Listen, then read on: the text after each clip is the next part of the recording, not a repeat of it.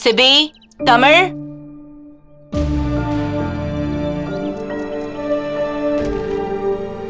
என்ன ஜானு? கோவில்ல திருக்கல்யாணம் நடக்க போகுது, நம்ம போய் பார்க்கலாம்.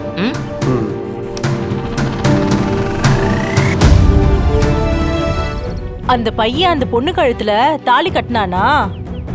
எங்க அதான் முடியாதுன்னு முறுக்கிக்கிட்டு ஓடி போயிட்டாப்லையே.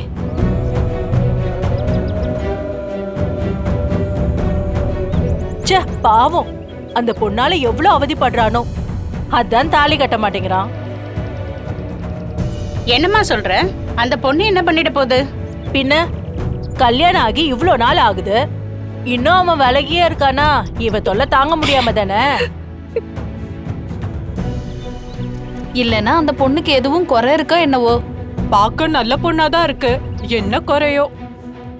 அதெல்லாம் சேர்ந்து வாழ்ந்து பார்த்தா தானே புரியும். நமக்கு என்ன தெரியும்? குறை இல்லாமலையா அந்த பையன் அவளுக்கு மருதாளி கட்ட யோசிக்குது?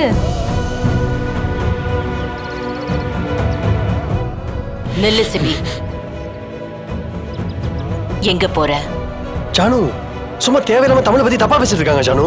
இவங்க 2 பேரை வாய மூடிட்டேனா பிரச்சனை முடிஞ்சிடும்னு நினைக்கிறியா? சொல்லு சிபி. இல்ல ஜானு, அவங்க சிபி, இவங்க மட்டும் இல்ல, பொதுவா எல்லாருமே நீ பண்ண காரியத்துக்கு தமிழை தான் தப்பா பேசுவாங்க. ஏன் பேசுவாங்க? என்ன அது அப்படிதான்.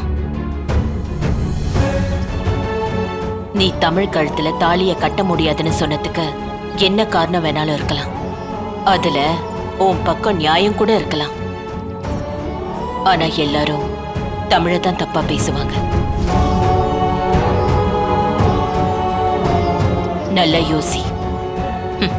அவங்க யாரும் உனக்கு குறை இருக்கிறதா பேசலையே. வாங்க வாங்க நம்ம போலாம். சரி வாங்க. சிபி, நீ சம்யுக்தாவை கல்யாணம் பண்ணிக்க ஆசைப்பட்ட. ஆனா அவ தப்பானவன்னு நீயே விரட்டி விட்டுட்ட. அப்போ நான் உனக்கு பண்ணது சரிதானே? சரின்னு நீயே ஒத்துக்கிட்டதா தானே அர்த்தம்?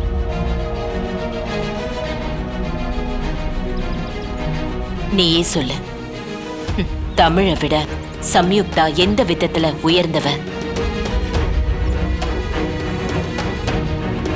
தமிழ் கிட்ட இருக்கிற ஒரே ஒரு குவாலிட்டியாவது அந்த சம்யுக்தா கிட்ட இருந்துச்சா?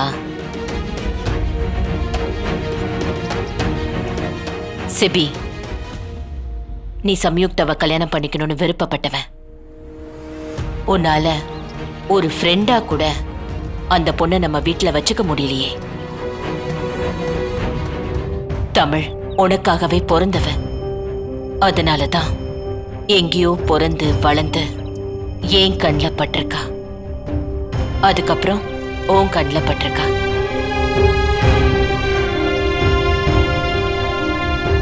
தமிழ் உனக்காக பிறக்கலனா யார் நினைச்சிருந்தாலும் உங்க கல்யாணம் நடந்திருக்காது சிபி. நீயே யோசிச்சு பாரு. தமிழுக்கு முன்னாடி தமிழுக்கு பின்னாடின்னு உன் வாழ்க்கைய கொஞ்சம் பிரிச்சு பாரு. தமிழால நீ எவ்வளவு சாதிச்சிருக்க, உன் வாழ்க்கையில எவ்வளவு நல்லது நடந்திருக்கு, நம்ம குடும்பத்துல எவ்வளவு நல்லது நடந்திருக்கு. இப்படிப்பட்ட ஒருத்திய நீ ஒதுக்கி வச்சிருக்கிறது சரியா தப்பான்னு நீயே முடிவெடுத்துக்கோ சிபி. உன் விருப்பம். இன்னொன்னு சொல்றேன், பொண்ணும் சரி பொழுதும் சரி ரொம்ப காக்க வச்சா நம்மளை விட்டு போயிடும்.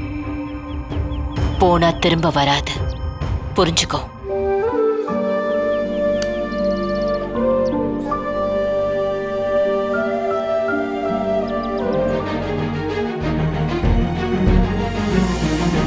என்னப்பா, இன்னும் கொஞ்ச நேரத்துல சாமிக்கு திருக்கல்யாணம் நடக்க போகுது.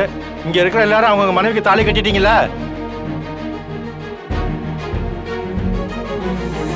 இதோ அந்த பொண்ணு கழுத்துல மட்டும் மஞ்சள் கயிறை காணோம். அந்த பொண்ணோட புருஷன் கட்ட மாட்டேன்னு ரொம்ப பிடிவாதமா இருக்காரு. இல்லம்மா, இந்த சடங்கு மேல நம்பிக்கை இல்லாதவங்க, இந்த சடங்கை செய்யாதவங்க இந்த திருக்கல்யாணத்துல கலந்துக்க கூடாது. அது தெய்வ குத்தமாயிடும். நீங்க சபையை விட்டு போயிடுங்க. ஐயா, நான் தாலி கட்டுறேன்.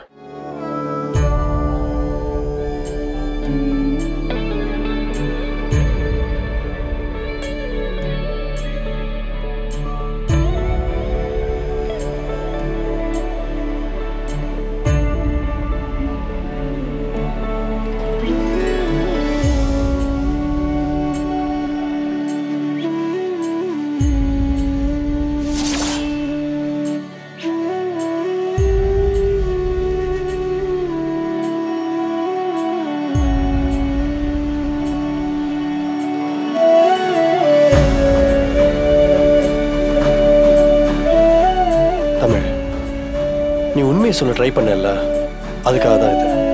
என்னோட முழு விருப்பத்தோட நான் உனக்கு தாலி கட்டினேன்.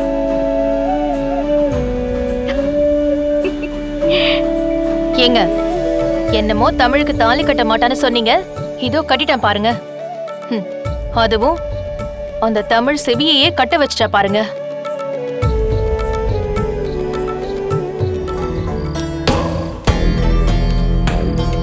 தமிழரசி ஜெயராணி,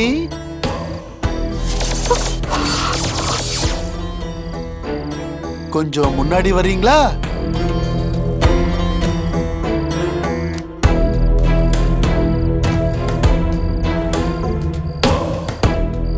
என்ன தமிழரசி செல்வரத்தினம் அவர்களே,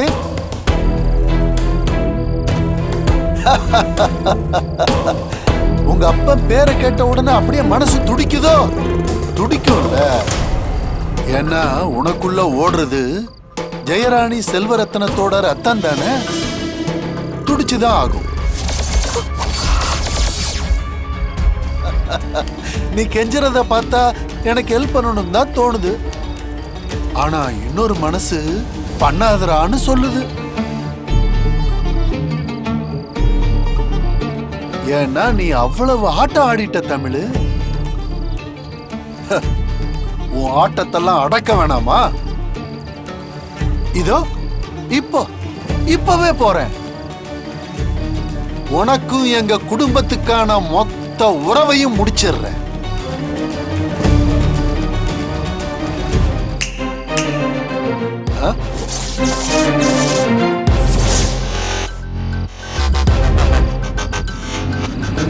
எவ்வளோ அயோக்கியத்தனம் பண்ணிருக்கீங்க, அதுவும் யார் கூட சேர்ந்து?